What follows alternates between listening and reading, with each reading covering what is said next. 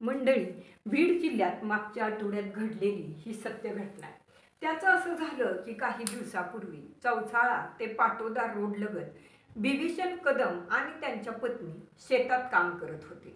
अचानक विजांच्या कडकडाटासह पाऊस सुरू झाला आणि बिभीषण कदम आणि त्यांची पत्नी जिथं बसले होते तिथंच त्यांच्या अंगावर वीज कोसळली.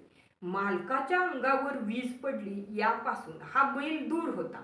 मालक आणि मालकीण हे शांत पडले होते आणि हा त्यांच्याकडे एकटक सैरवैर पाहत हंबरडा फोडत उभा होता. शेवटी तो मुका प्राणी करणार तर काय करणार? कोणाला नावानं हाक मारून मदतीला बोलवू शकत नव्हता.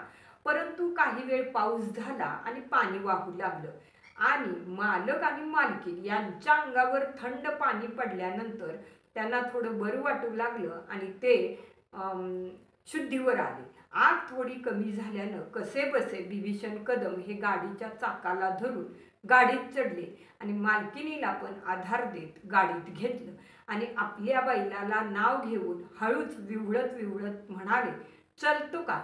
हा मालकाचा आवाज ऐकताच या बैलानं पुढच्या दोन्ही पायांच्या गुडघ्यावर होऊन चिखलात रोवलेलं बैलगाडीचं जू उचलून आपल्या मानेवर घेतलं. याने मानेवर जू घेतलेलं पाहून दुसरा बैल पण आला आणि त्यानंही मान वाकवून जू खांद्यावर घेत आपल्या जोडीदाराला सहकार्य केलं. ना जुंपणं ना मालकाच्या हातात कासरा, तरी या बैलाने आपला प्रवास 3 किलोमीटर पार करत घर गाठलं. मग घरी आल्यावर मालकाच्या मुलाला पाहून हंबरडा फोडला.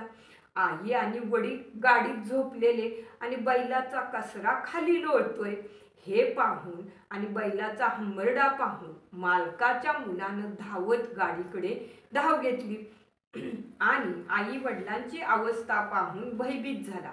त्यानं गाडी बोलावून घेतली आणि आई वडील यांना गाडीत घातलं आणि बीडचं रुग्णालय गाठलं.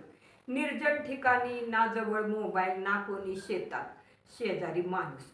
अशा अवस्थेत जर बैल सतर्कता दाखवत नव्हता तर आपलं काही खरं नव्हतं, असं बिभीषण कदम यांनी आपल्या भावना व्यक्त करून अश्रूला वाट मोकळी करून दिली आणि हा माझा खरा कुटुंबातील माणूस ठरला, असे उद्गार बिभीषण कदम यांनी आपल्या बैलाबद्दल काढले.